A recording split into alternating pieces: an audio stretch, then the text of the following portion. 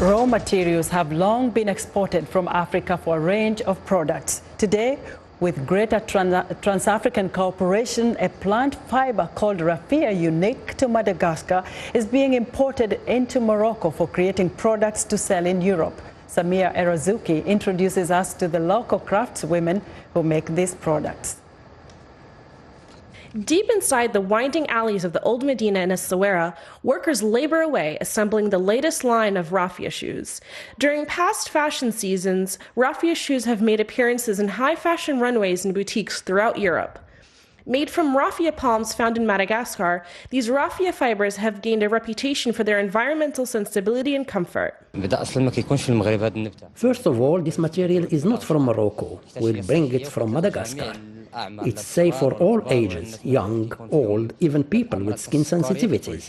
So for them, this material is safe. In addition to shoes, raffia fibers are used for making a multitude of products, spanning from bags to hats and everything in between. Tourists from all over Europe come to Essaouira to both buy raffia products for themselves, but also to place bigger orders for their boutiques back home. In Marseille, I have a boutique for clothes where I sell this material for gift wrapping. It's definitely cheaper here, but when it is manufactured into products, it is more expensive, but it would always remain artisanal. The process of making raffia products is intricate, and the history for how it has developed is said to have started in the local Essaouira prison. People that were in prison used to go through vocational training, so when they got out, they could find jobs.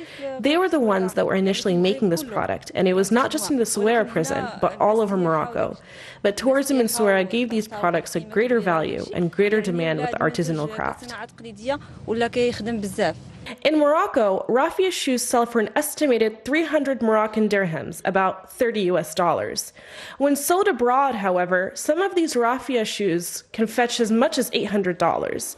The women who make these products, however, are oftentimes paid just a mere fraction of how much these raffia products end up costing consumers, raising serious questions about labor rights and conditions. Samia Erazuki for VOA, Essaouira, Morocco.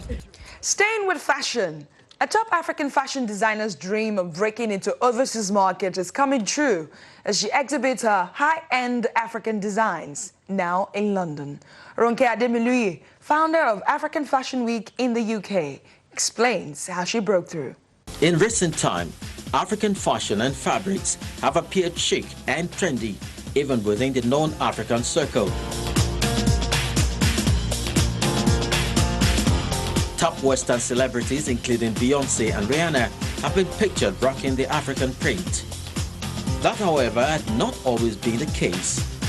In 2010, a young Nigerian dared to take African fashion to the heart of one of the fashion capital of the world, London, and that has changed the horizon.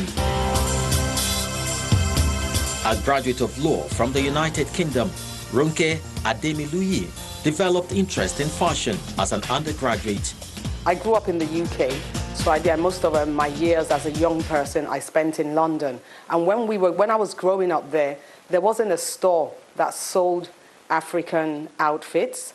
A lot of us then used to shy away from the traditional African outfits, unlike now, where a lot of teenagers my daughter's age, are proud to be African. They're proud to be seen in Ankara, Adire, and other African items.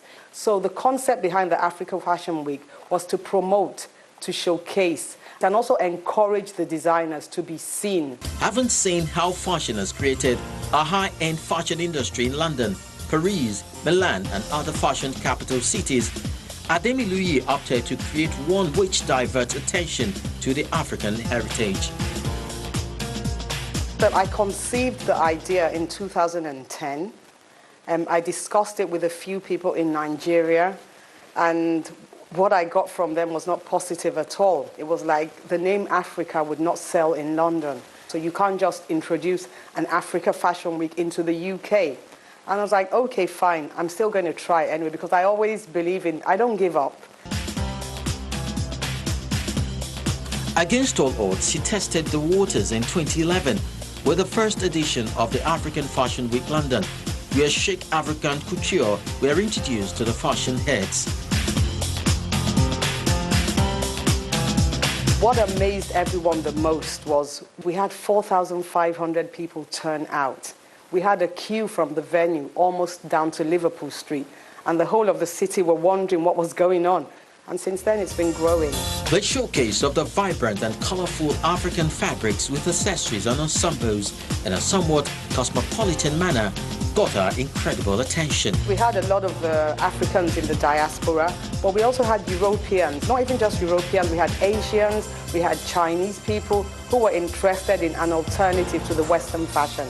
A couple of years after we started the Africa Fashion Week, we saw that stores in the UK, high street stores, I don't want to mention any names, started incorporating African designs into their collection.